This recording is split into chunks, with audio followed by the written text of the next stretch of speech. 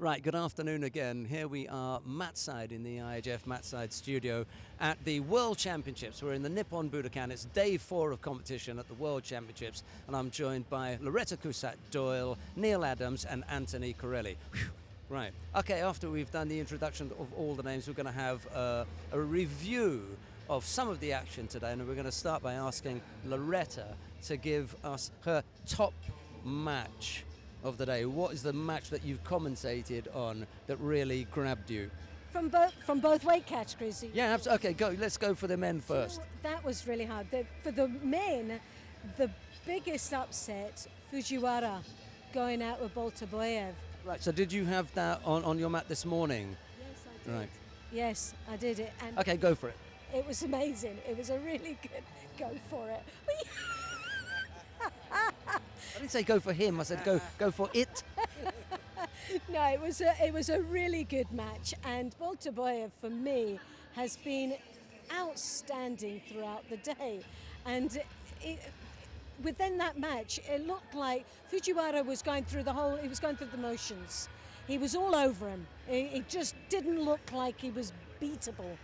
And then right at the last seconds of the contest, where Fujiwara had no chance of coming back, he caught him with a cracking Ouchigari, and just the crowd went silent.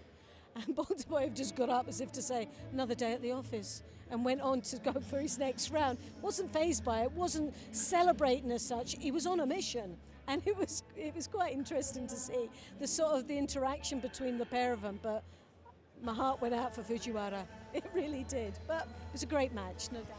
Okay, I'm going to ask Neil if he can look back and think about the contest that really, grabbed him. It's not just one contest, but I think just generally. I mean, I've been watching Mookie on this mat here, and also, we've got to say that Molai on the other mat there, Molai's just been going through them like a dose of salts, And I mean, coming from different angles, that's the beauty of it. Is that, I mean, he's coming off. I tried to explain one of his techniques, right, that he does, and I said it's almost like Yoko Sutemiwaza, but taking your partner backwards. I said it definitely isn't Gokyo. And, it's about the best thing I can explain, because he ducks his head underneath, he goes off the sleeves, gets the odd penalty for dominating the sleeve, but then when he goes in, he just throws for Ippon. And he comes from so many different angles, and, I mean, he just did the last match he just did there in the quarterfinals. He did a Sodi Surakamigoshi on Valois Fortier, and he came in for it, and he didn't look as if it was going to work. But I think that's the beauty of these great athletes. Mookie is exactly the same. They come in, all right, and then they readjust their balance. Look at this, look. I mean, he's throwing his head between his legs. The last person we saw do that was Koga, and then everybody tried to copy it. Well, don't try and copy that, because there's only him that can do that, you know what I mean? And he does it really, really well. Okay, Anthony Corelli is here as well. Anthony, your thoughts on a match that you saw that's going to stick in your memory? Man, again, there have been so many today that have been so exciting. This particular throw, what Neil was just talking about, he's grabbing so low on the sleeve, and there's so much space between the body. You think, how is it going to happen? But the second efforts and the people really adjusting and driving through, the techniques have been incredible. A lot of defense today, but a particular match, gosh, I don't know if momentum's a real thing, because every individual match is an individual match, but Sakimuki looks like he has some real momentum behind him, and I just want to see how it's going to play out in the end. But it's hard to pick an individual match, to be honest.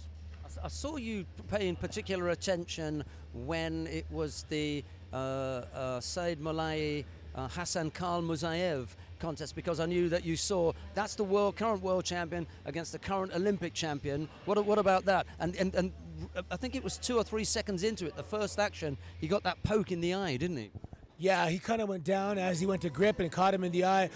It's interesting because the Olympics are every 4 years. So now, being the year before the Olympics, this is 3 years ago he won the Olympics. So the world champion, the current world champion, should be ahead in terms of the standing. Obviously, the Olympics are a little more prestigious because they happen less frequently. But dominant performance. Unfortunately, it happened a little earlier in the draw. I would have liked to have seen them meet up a little later, but that's the way the cookie crumbles sometimes. Yeah, because it does mean that having lost in round 4, Hassan Khalmuzaev is out of the competition. Yeah, that's it. I mean, no chance for repechage.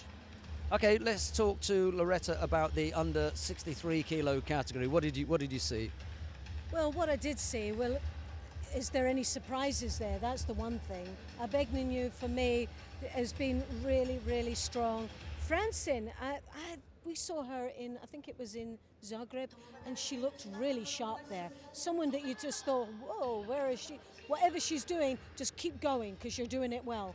And so that's going to be a really good matchup. But they have fought 3 times, and Abegninu has actually beaten her every time. So whether it's going to be a competition or not, but Francine for me has been looking good, and she's been looking good for a few months now. So maybe she's got that boost of confidence that she could maybe think had taken her, or at least really pushing her a little bit harder than what she has done in the past. Tina Tershiniak, you just love her.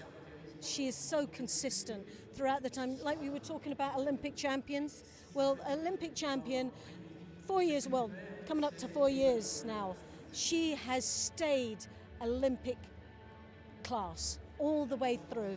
When you look at it, as soon as she won that Olympic Games, she was back on there in the World Tour, fighting away, putting herself on there to be beaten every time. And she's always there and around the medals. Doesn't let us down as far as a performance, and being there, a pleasure to watch. And I really do hope that she's able to push big style for a world title. I think it would be really good for her, especially in the build-up to try and retain her title. Okay, I'm going to go to Neil at the end, but just before that, I'll come back to you, Anthony. The 4 that have made it this far, I don't know anyone who I've spoken to that would have picked anyone out of the top 4. This is the most incredible category here because you've got 3 who were I think in North America they use the term shoe-ins. You had 3 shoe-ins here in Toshiro Miko, Tina Terstaniak and Clarice Agbegninu. There was room for only one other to squeeze in there, and guess what? The world bronze medalist from last year has squeezed in. So as far as the rest of the field are concerned, for me there is such a gap here. Did you feel that when you were looking at at this category that they were destined for these spots? Yeah, every time somebody looked like they were going to step up and shock the world, they didn't. And these women shone through. The Newaza quality today was incredible, and the transitions were seamless. Immediately looking for isolating an arm, grabbing, turning over for Osaikome Waza. Very impressed with the Newaza today by the ladies. Excellent. Neil, your thoughts on the under 63 kilo category? Go right across the board. Pick one out, pick a few fights out. I think that you just nailed it. I think that those 4, Toshiro, Agbegninu, and obviously Terstaniak in there with Francine, I think that they are the 4 best in it. And I think they've got to have a little sort out. I think Agbegninu is just too far above all of them at the moment. I think that that'll be one step too far for Francine, but I think Francine will really take it to her, and I think she'll really give her a really hard match, harder than she's had all the way through so far, because she's just gone through as if it's just a local tournament. It seems like that anyway. And I think if it did come down to the Terstaniak and Agbegninu, they've had so much of a rivalry, haven't they, through the years, but at the moment Agbegninu is the one that's beating Terstaniak at this moment. And when she won the Olympic gold medal, Terstaniak, it was her that was winning, but she swapped it back over Agbegninu. And but Toshiro here is in front of her home crowd here. I think she could upset the odds in that semi-final, and I think we could see an Agbegninu-Toshiro final. I've got yeah, because I think it's Agbegninu and Toshiro Miko. I do as well. I think, Tershiniak actually has fought Toshiro 8 times, and she's beaten her 8 times. Therein lies the difficulty. Right, let's just have a quick look at the lineup in the under 81 kilo category. Antoine Valois-Forte of Canada goes up against Dominic Restel in the first of the repechage contests. We'll follow that with Sharafidin Boltaboyev of Uzbekistan. He will face Luka Maisaradze of Georgia. And the semi-final lineup, Said Malay of Iran. He goes up against Matthias Kassa of Belgium. It'll be Sagi Muki of Israel to go up against Mohamed Abdellal of Egypt. That is the under 81 kilo category. I'm just going to mention something that we've got on the screen there. It's called Scan Me for Your Snapchat. Now, I know what Snapchat is. I mean, I don't use it myself, but I understand from our tech guy, he's only a kid, you know. He's the boy of the team. His name is Jack Hongier. Jacko, we call him. And he says, if you point your phone at this icon that you see on the screen there, it will capture it, and there are some nice images, Snapchat images that you can add to your pictures. If you've got judo pictures or yourself and you want to add some judo things around them, then that's the thing to do. I kind of understand how it works. Hang on a second, because I've got to take the microphone towards you, because it's one of those directional things. Neil.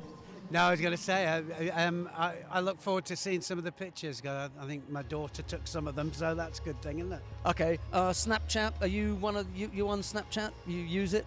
No. Okay, Anthony, you are a big Snapchat guy, yeah?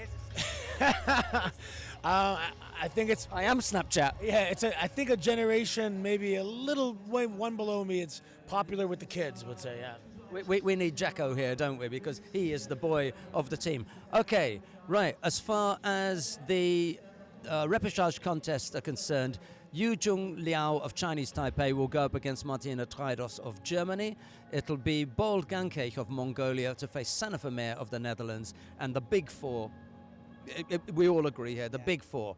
Clarisse Agbegnenu of France will face Jules Franzen of the Netherlands, and it'll be Tina Tursteniak to go up against Toshiro Miku of Japan. We'll be back at 7 o'clock. We're going to take a break now, but from Anthony Corelli, I've got to do. See, you see how confusing it is. I want to go that way, but it looks odd for me. Anyway, from Anthony Corelli, Loretta Cusat Doyle, Neil Adams, and myself, it's bye-bye for now. Bye for now.